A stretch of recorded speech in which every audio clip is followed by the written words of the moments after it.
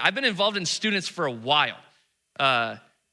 Since high school, I started leading middle schoolers. And there was a trip that I went on when I was a junior in high school where we were taking incoming sixth graders, so they were kind of in fifth grade, kind of in sixth grade because it was during the summer, to Cedar Point. I don't know why whoever was leading thought it was a good idea to send a bunch of high schoolers and a bunch of fifth graders practically at that point to Cedar Point, and they just said, good luck. Don't fall off a roller coaster, see you back at 4:30. And we're like, oh, okay, sick. So I had this group, they were a rowdy bunch, as sixth graders are. Absolutely rowdy, crazy. It was a lot of fun. We were riding ride after ride after ride after ride, and we got to, I wish I could remember what ride it was, but you know how they all have the little timer at the front saying like, oh, this is gonna be a 30-minute wait, like buckle up. Well, this one had an hour and 45 minutes. You guys all can kind of grasp the capacity that sixth graders have to wait, right? Okay, so I'm trying to hype them up. We're at the beginning of the line here. Like, all right, guys, like, are we ready to ride this ride? Everyone's like, yeah! And I was like, does anybody need a pee? And they're like, no! And I'm like, are you sure? They're like, yeah! So we're like, all right, we're set. We're pumped up, ready to go. We're in the correct mental headspace to wait for an hour and 45 minutes. We get an hour into waiting for this ride. Jansen, I gotta go to the bathroom. All right, man. We talked about this. You told me you didn't need to go. And the classic response, of course, is, well, I didn't have to go then. The responsible leader would have said, okay, buddy, let's go. Let's go out of line. I'll take you to the bathroom. We'll wait for everyone to ride the ride and we'll meet up at the end of it. No. I was riding that ride, dang it. So I said, can you hold it? He's like, I think. I'm like, sick. Awesome. We're waiting a little longer. Probably 20, 30 minutes goes by. Jansen, I really have to go. I have to go right now. And I'm like, all right, bud, there's a bush. Just so happened that we were riding, or you know how they do that like zigzag thing, right? There's a bush over here. I was like, well, I'll just like stand with our backs to you. You hop over real quick. You do your thing, and then no harm, no foul, we'll be on our way. He goes, I can't do that. I'm like, all right, listen, we have to wait then. We are too far into this. We're too far, we have to wait. He's like, all right, I've got it. We get to the point where we're like watching people get on and off the rides. We're so close. And out of the corner of my eye, I just see,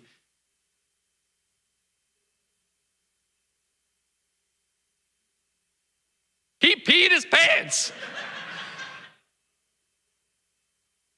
Again, the responsible leader would have been like, all right, buddy, like, let's go out of the line, clean you up in the bathroom, make sure everything's fine. We'll wait for everyone to get off the line, or off the ride.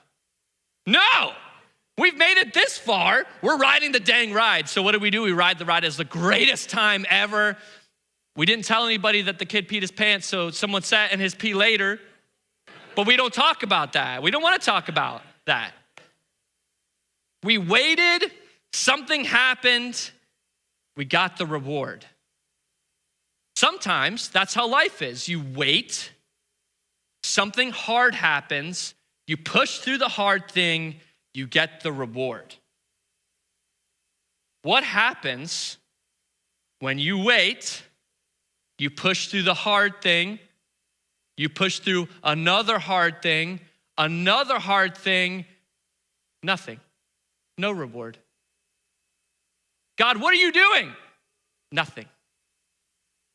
Got another story. You guys want another story? Well, I hope you do because it's what I've prepared. I went to New Zealand with a buddy in 2017. We loved Lord of the Rings, still love Lord of the Rings. We thought, how cool would it be to see all the places where this movie was recorded? And we went to the Shire, and we went from the southern tip all the way to the northern tip. It took us like 2 weeks. It was awesome, incredible trip. I want to go back. There was, are you guys all familiar with Mount Doom? No. Caleb is.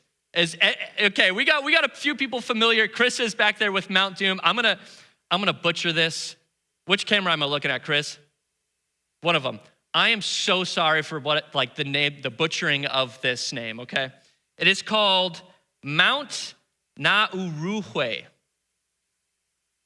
I don't know how to spell it because I've just put how to say it in my notes. So you're not gonna be able to look it up. It's Mount Doom in my heart though, okay? I was gonna climb up that volcano like Frodo in the ring. We're gonna throw the ring down it. It's gonna be awesome. We're gonna be able to get to the top, look at the view below us. It's gonna be great. We get there the night before, it's raining. That's fine, it'll go away. Wake up the next morning, not only is it kind of sprinkling, but it's kind of hazy. You guys know kind of how it was yesterday. Just a nice haze through the air. We're like, all right, we'll climb it anyway. It's fine.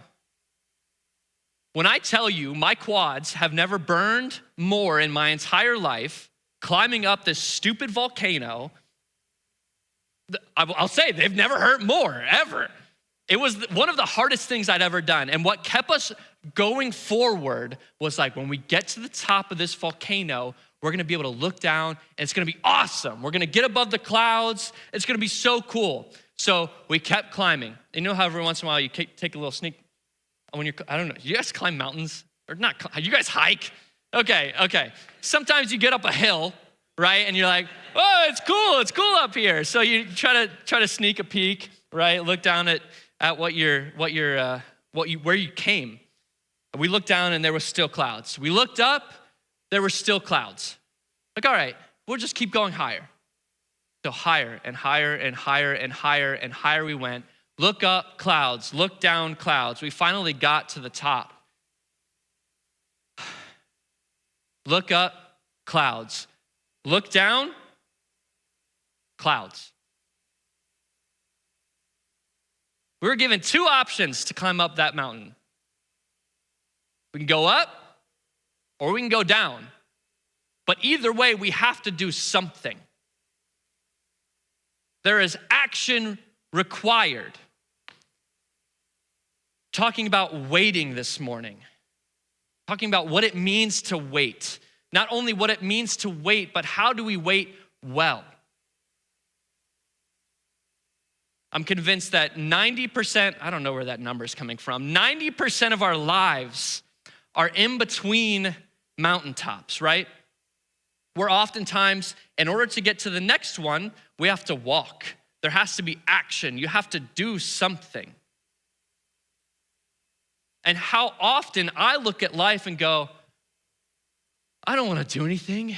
God, I'm waiting on you to make it clear. Hit me over the head with it, Lord. That's what I've been praying lately.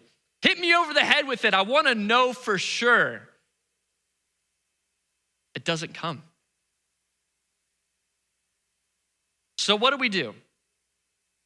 When we're waiting, when we're desiring something, when we've been given a dream, when we feel like we've been given a purpose, when we've been given a passion for something, and we're trying to move toward it, but every step of the way it feels like it's silent. God isn't saying anything. We're saying, God, I need your help. Nothing. What do?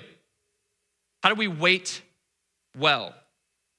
We've been in this series called Lent, a very creative series name based on Lent.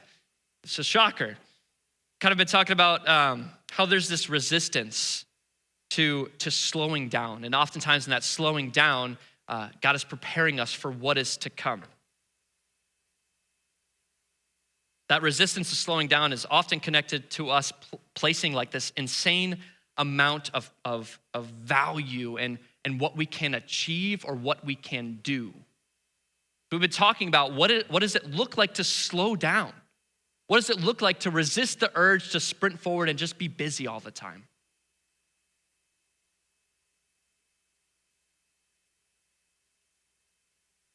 I look at my life and often think of waiting as wasted time. Talking about those mountaintops, right?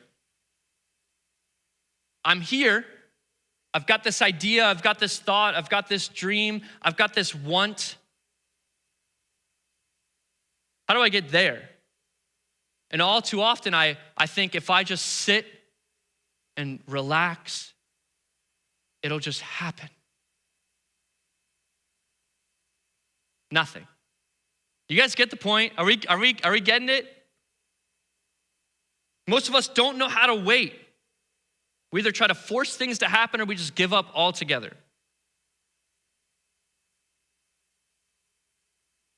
But what if God is doing something in the waiting? What are you hoping for? What are you dreaming of? What promises are we waiting for Jesus to fulfill? When it feels as if God is silent in these waiting moments, I think that you've got two options. Two things are happening. Either the thing that we're waiting for or praying for isn't ready yet, or we aren't ready to receive the thing that we have been waiting for.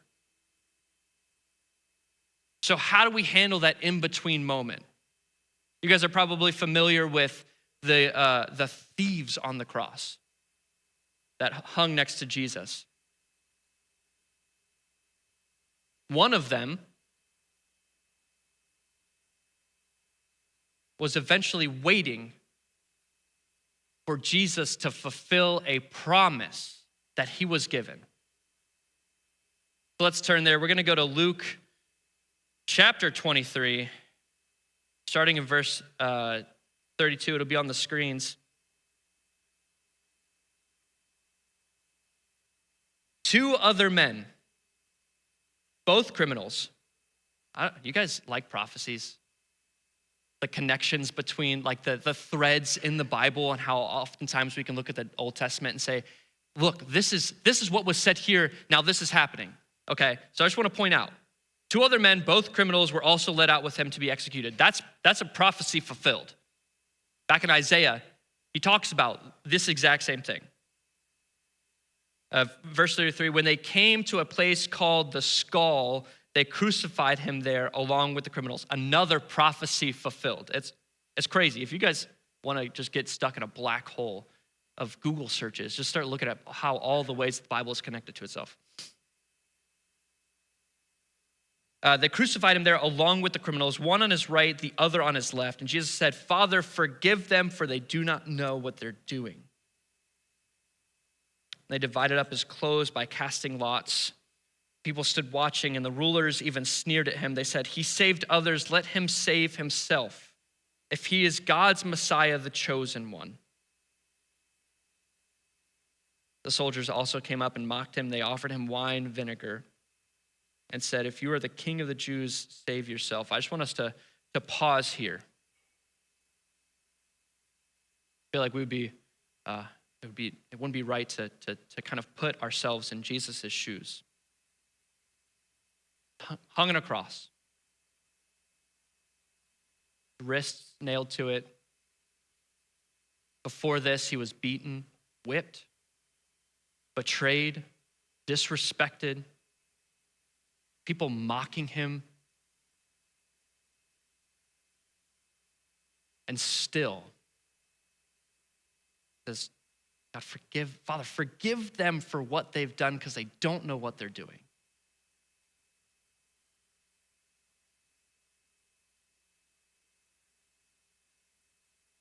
We up to 39. One of the criminals who hung there hurled insults at him. Aren't you the Messiah? Save yourself and us.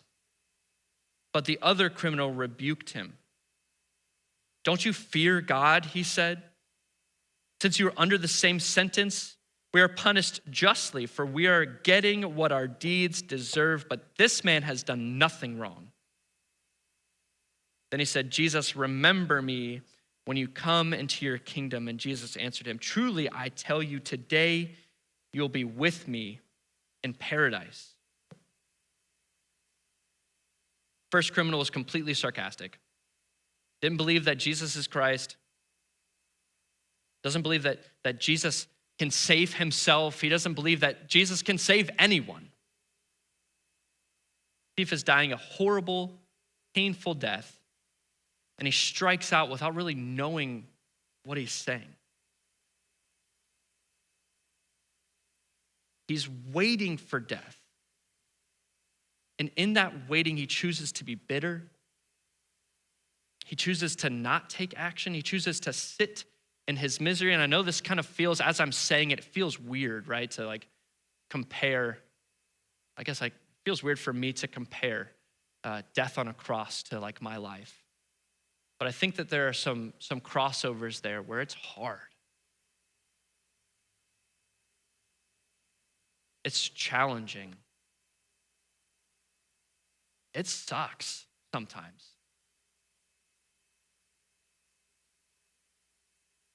But the second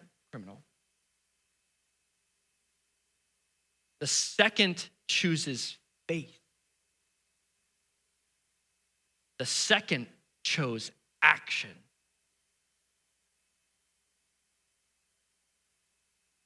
He decided that I'm not going to waste this opportunity even when he was dying on a cross.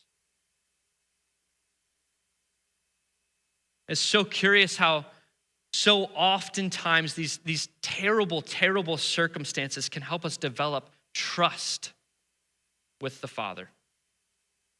Even when we're hanging on, in this case, he's hanging by nails, literally.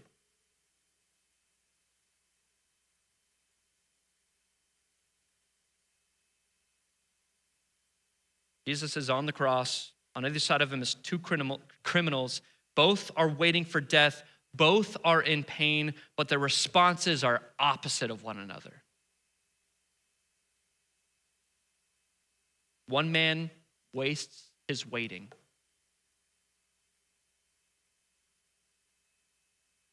The other turns his waiting into worship, into surrender.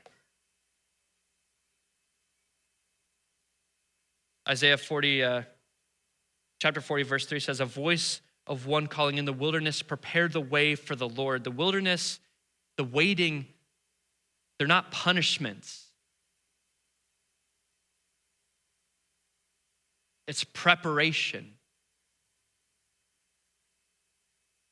Waiting isn't passive, it's active. In order to get out of the wilderness, you have to walk. How many times when you look at the story of Jesus does he ask people to move? Drop your nets. Follow me. You look at all the stories in the Old Testament. What if Noah didn't start building the ark until it started raining? What if David decided that he was going to flee from Saul's reign and he's gonna just go? He's gonna go away forever and not have to deal with the pain and the hurt that is being around Saul and waiting for years in order to get what God promised him. He was anointed and he waited. So many stories. Joseph waited.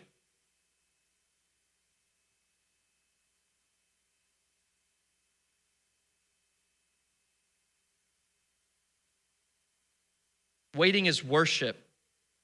Waiting is preparation. Waiting is obedience.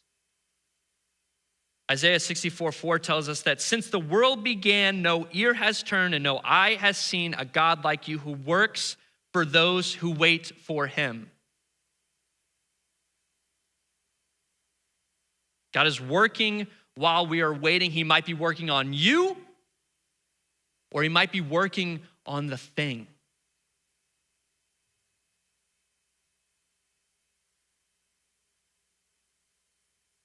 I think it's pretty convenient that I am experiencing a career transition around the time of being asked to teach this. I look back at my career, I've been given an opportunity to look at my career path and how insane it is. I needed a job, so I worked at a tire shop. I wanted to be at the front desk to sell tires, right? Because that sounds awesome. What they didn't tell me was that in order to be at the front desk and sell tires, you also need to learn how to mount and balance and install tires. And that's dirty work, y'all. That's hard work. Was then in the tire bays slinging tires, as they say, for 6 months. And I thought that my life was gonna end.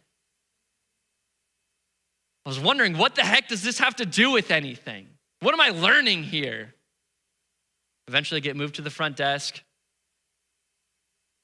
start selling tires. Tires are so stupid. I hate selling tires. It's just rubber. How is this important? Got another job as a service advisor at a dealership. Now moved up from tires. Now I'm selling maintenance packages. Maintenance packages are so dumb. I hate oil changes. Then I get moved to a different spot where I am working in the service department at a motorcycle company who makes, it's Janus. They make custom motorcycles. How cool is that? This is stupid. I don't remember when it hit me. But I was able to look back at every single step in the waiting. God, what is my purpose? What am I gonna do with my life? What is all this for? I learned perseverance and grit in the tire shop.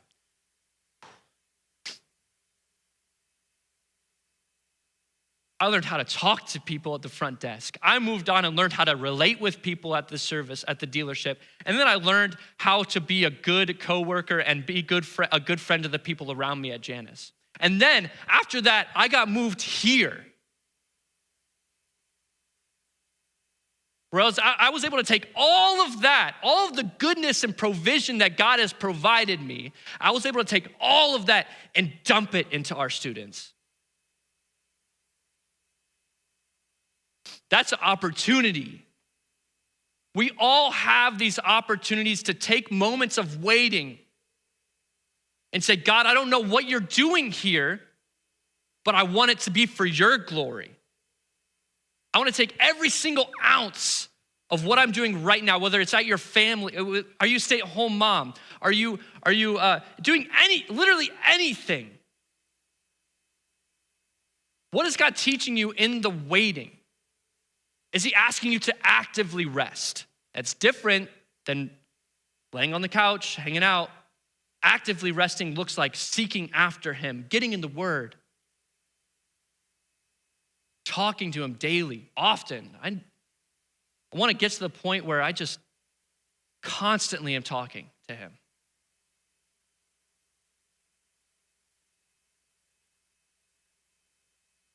That wasn't in my notes, and I've got no idea where I am.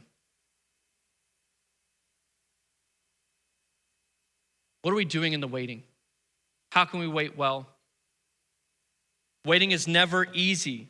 So I think I want to show you guys something else that can encourage you. Are you guys familiar with the story of Jesus? From the time, thank you, Caleb, he raised his hand. From the time that Adam and Eve got kicked out of the garden, all the way to when Jesus was born, people were waiting for the Messiah. The Israelites were waiting for him to come. Why did God wait for so long? It's because the world wasn't ready. I mean, this is crazy. So I'm gonna read my notes so I don't get this wrong. We're in a period of history at the moment called the intertestamental period, which is that gap in between the Old Testament and the New Testament. Is everyone following so far? Malachi to Matthew, right there, where God was absolutely silent. Didn't say a single word. In the Old Testament, he was sending prophets, he was sending kings, all people to speak for him. In this 400-year period, there was nothing. You might be wondering, well, why on earth did God do that? I'll tell you. Sometimes in those moments, all we feel like is we need a sign, right? We need a feeling, we need a Bible verse. Oftentimes, I can't tell you how many times I've sat in my room when I was younger and I just go, Lord, I need to hear you right now. Hi, guy. Cool. This is kind of funny. The promised glory of the new house. Are we going to get a new house soon? I don't know. But oftentimes we wait, right? We feel like we need a sign, we need something. While you're waiting, God is working. What is he doing? Galatians 4 tells us, but when the right time came, God sent his son. So looking back, we can see why God waited. He waited for the exact right time to come. In that 400 years of silence, the Socratic method, we're getting deep into it, y'all. I've got to hurry too. The Socratic method became a new way of learning. So instead of the didactic method was like, okay, hey, I'm gonna take this truth and I'm going to feed it to you and you regurgitate it back to me, okay? And if you say something different, you're in trouble. So we're moving out of that period of learning into the Socratic method of learning, which is saying, hey, you guys as students are allowed to ask questions. It became the new way of learning. It also happened to be that at that time, the Old Testament, the Torah, in this case, was being translated into Greek. This is all gonna add up. So if you guys can just like take the spider web and just like kind of placehold it in your brain for a second, I promise. So the Bible, the Old Testament's been translated to Greek. Alexander the Great is conquering the world, has conquered the world, and now there's a common language, which just so happens to be Greek. Something also crazy, the Jews were forbidden to live in Jerusalem, so they were spread around the world. At the same time, Romans were developing roads, highways, all throughout the empire, everywhere. So, for the first time in history, people were encouraged to ask questions. God conveniently sends the answer later, which is Jesus. Everyone had access to a Bible and a language they could understand. The good news could spread in a common language throughout the Jewish people, throughout the entire known world because of these road systems. And when the time came, when all those variables were perfect, God sent his son. God's timing is perfect. And it feels shallow to say that without knowing what you're going through, but it's happened in my life and we can see it in history.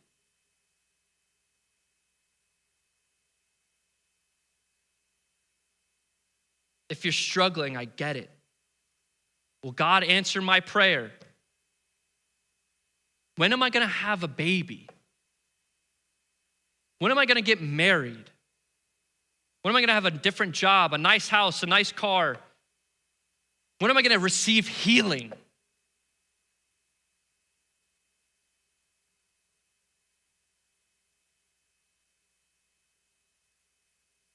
Sometimes it feels like we're in a holding pattern where God is silent. But when God is silent, if God is silent, I promise you he's not absent. He's not ignoring you. He's not neglecting you. The promise that he has given you isn't he's not neglecting that promise. He hasn't forgotten about it. Maybe it's just not ready yet. Or maybe you're not ready yet. God is working on you. Maybe God's not even gonna do the thing that you want him to do. I think it's so silly sometimes that we ask God and we tell God what he's gonna do in our lives. In Isaiah 55, verse 8, it says, "For my thoughts are not your thoughts, neither are your ways my ways, declares the Lord. As the heavens are higher than the earth, so are my ways higher than your ways, and my thoughts are higher than your thoughts."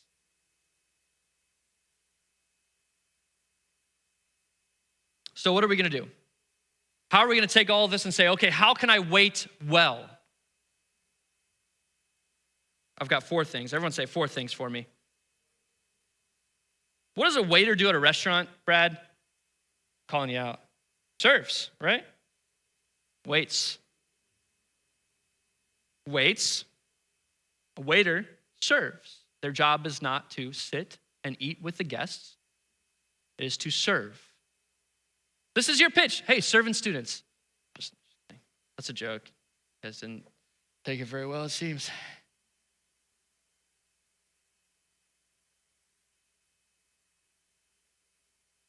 Waiters serve. And in the same way, waiting on God doesn't mean we do nothing. It means we stay engaged, we become prepared, we brace, we get connected. So the first step in doing that is really easy. David does a great job at showing us how to do it. You be honest with God. God can take your frustrations. He can take your angers. He can take your dreams, your desires, your love. He can handle it all. He wants you to speak with him. Let scripture fill your heart, shape your thoughts. Worship when you don't feel like it.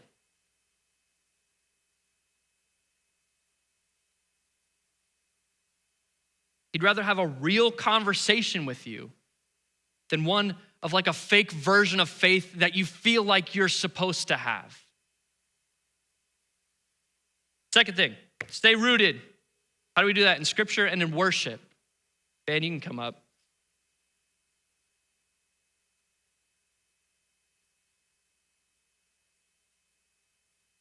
When life feels uncertain, oftentimes feelings can betray us. Your emotions can lie to you. And that's why you need an anchor. God's word is that anchor. It shifts your focus from why is this happening to God, I trust you. God, I can't see what you see. Help me have faith. Help my unbelief.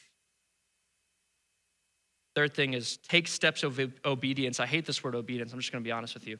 I've got a lot of baggage wrapped up with the word obedience. But all it means is doing what you're asked.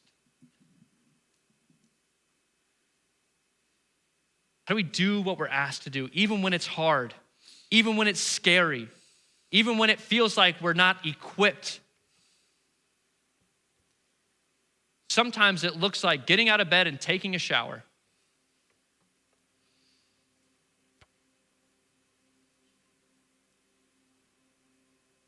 We have a calling to explore.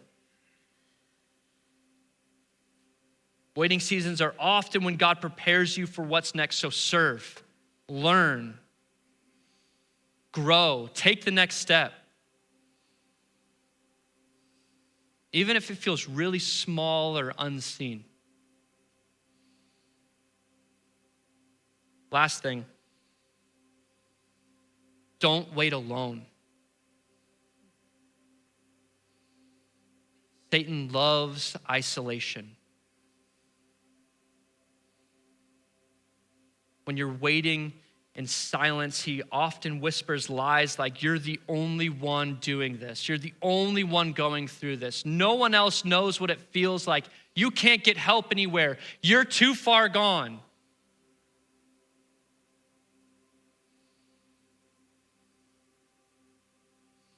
Invite others into your story. Share your struggles. Ask for prayer. Let someone hold up your arms when you feel like it's too hard to do it yourself. There's strength and togetherness. So don't walk through this waiting period without your people.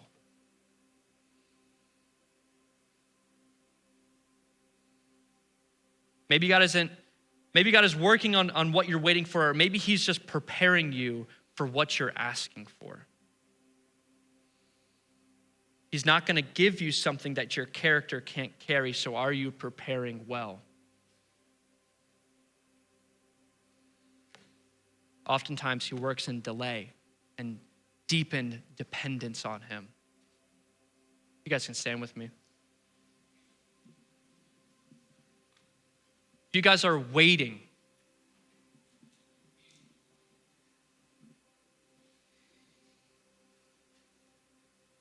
If you don't know what to do next, if you feel like you're stuck, we're going to have people up here who can pray for you in those moments. When you feel like you aren't strong enough to hold up your own arms, they can do it for you. I want to pray for us. God, thank you so much for this morning. Thank you for your provision. Thank you for holding us in your hands, Lord, even when we feel like we're lost. God, I pray that we can rely on you for sense of direction. Pray that we can rely on you for hope and faith. God, I pray that if there's something that we are holding close, we feel like we're stuck in waiting. Lord, I pray that we can reach out to others. We can talk to you. We can reach out to others and ask for support. God, be with us this week. Give us boldness, give us courage, give us joy, and give us faith to know that everything you're doing is for your good. In your name I pray. Amen.